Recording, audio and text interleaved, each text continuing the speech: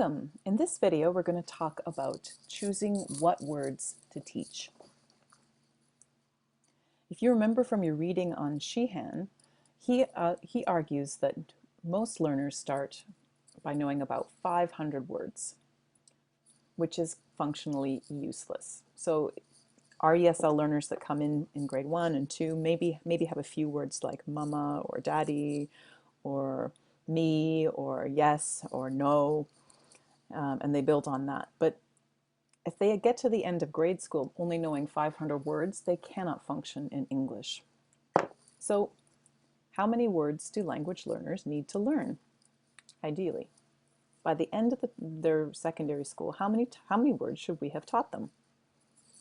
Well, I'm going to take a step back here and talk a little bit about a concept that comes from economics. If you look at the whole program and think about it carefully, we know that language learners come to the classroom with different amounts of language acquisition already. Some of them have more words, some of them have fewer words, some of them have more exposure or less exposure, some learn faster. Learning a language and being fluent in it takes time. Everyone progresses at different paces depending on their aptitude, their background, and what they know already.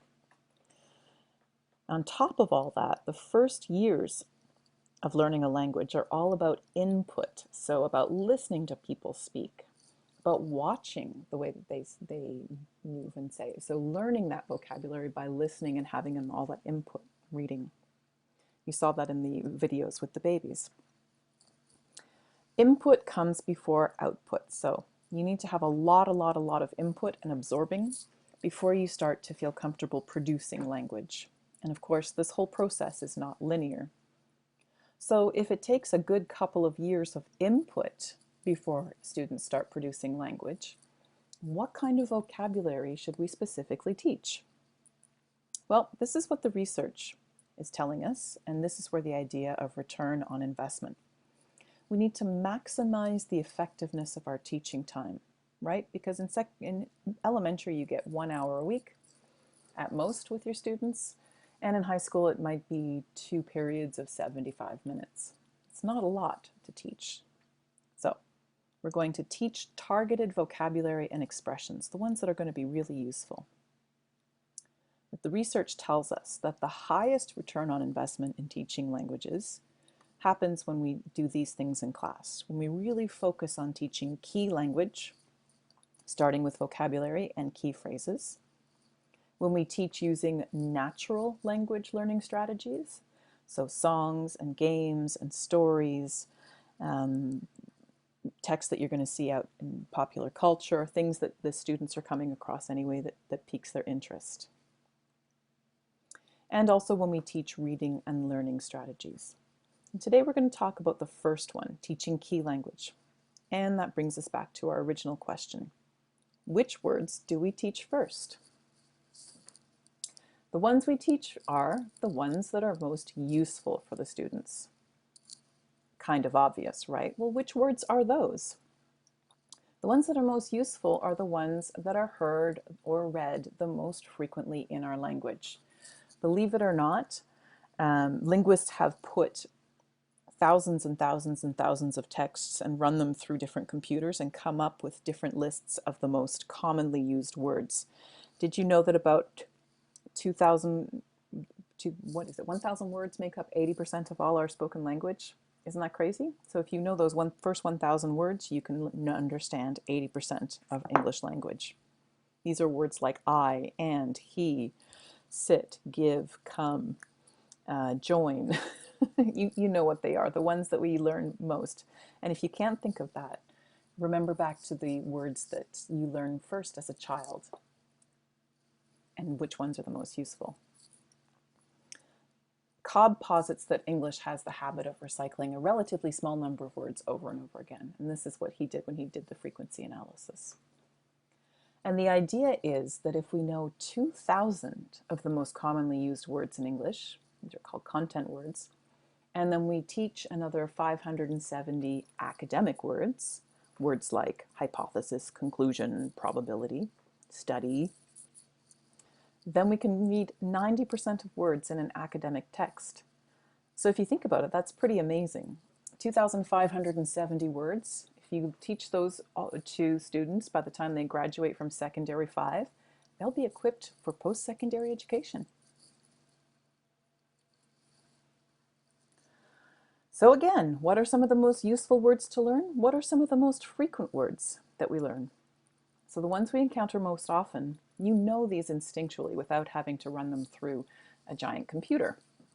These are words that can convey meaning in a sentence, also known as content words. So if we take the sentence, I want a cookie, can I have one please? And you had to choose 2 words that would really convey the meaning of that sentence, what would they be? Want cookie. This is exactly what a 2-year-old will say. So they've got it. Those are the ones that we learn the most often. So content words are words that English speakers emphasize when they speak. And babies learn these words through play and listening. Yeah, remember those ones, right? By play and listening to the emphasis. So they learn them and it becomes a game. All right. So as a teacher, what does this mean for you? I'm going to model. Let's pretend that I am teaching a grade 3-4 class, and I've decided to teach a unit on insects and bugs. I chose this because I actually visited a grade 3-4 class last year when they were doing this. So their theme is insects, or my theme is insects. And my goal for them is by the end of the class, my grade 3-4 students, or the end of the unit, the students will know the following words and expressions. Okay, so what words and expressions do I want them to know around insects? I'm going to brainstorm some content words. So just off the top of my head, I'm teaching insects. Some of the ideas might be wings, fly, small, bugs, crawl, legs. I can probably get away with some of those. My next strategy will be to use a text. So I'm going to find a text that I actually got from the British Council and find some content words. Here's my text. It's called Insect Facts. Whether you love them or dislike them, insects are everywhere. You can see them in your garden, on trees, on television shows, and even in zoos. They can be helpful like bees or annoying like mosquitoes. They make up the largest group of animals on Earth. Now, as a teacher, I would probably have a book and they would have lots of illustrations. I would stop and point at them. But today we're not talking about how to teach it. We're talking about which words to teach. Yeah, so, sorry, this is from Cool Kids Facts, but I also got some resources elsewhere. So these are the content words that I found, and they're highlighted in red.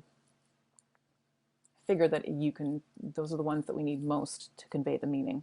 Love, dislike, everywhere, garden, trees, helpful, bees, annoying, mosquitoes, largest group, Earth. And of course, I mean, insects would be in there too, right? But again, I might not put insects on my list because insects are a cognate.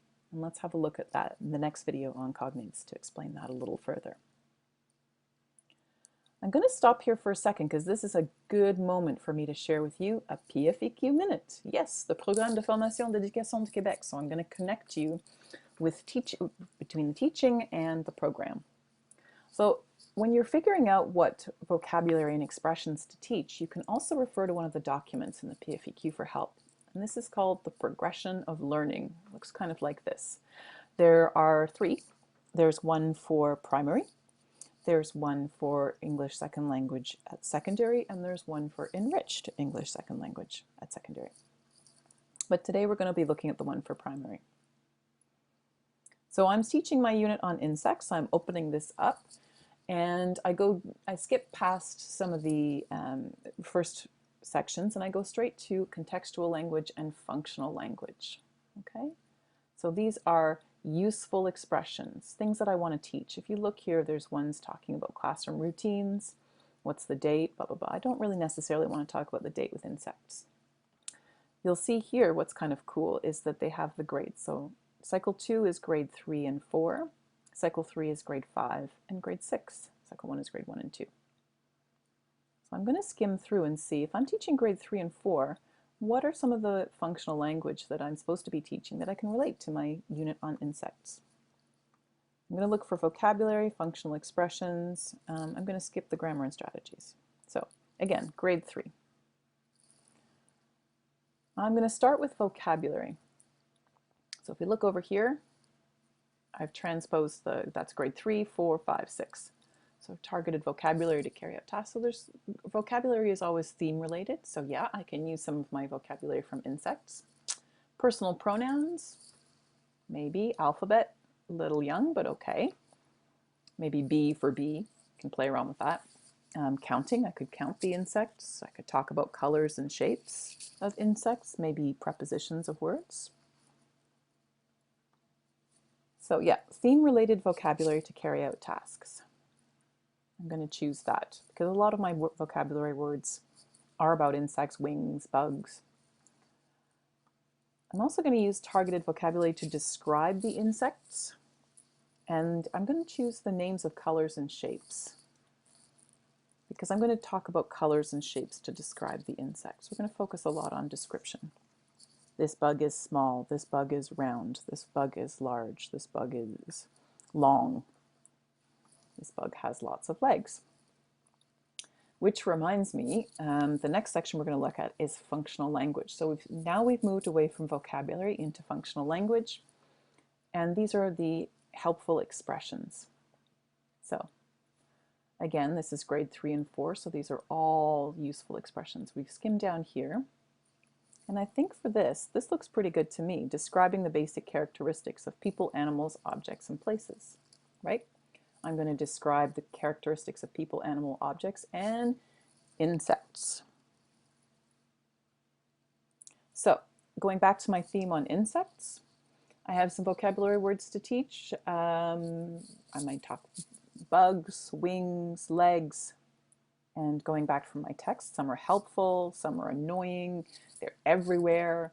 I would probably review some of the colors with the kids, and I'm going to focus on these expressions. This insect is, and then we can supply an adjective, helpful, annoying, red, yellow, blue. This insect has wings, 8 wings, 2 wings, 4 legs. Okay. So there you go. I've done my theme, and I've done a connection to the text and content words and the progression of learning. So I'm all set to go. Now it's your turn. I want you to imagine that you're teaching either secondary 1. In fact, I think I'm going to make this grade 6, not secondary 1, because the progression of learning is a little easier. So your theme is superheroes. I want you to look at the following text. So it's here. You can pause the text, but I've also uploaded the entire unit to you on my courses. What vocabulary words do you think you would teach? What functional language would you probably focus on teaching? Why? So think about that and be ready to discuss.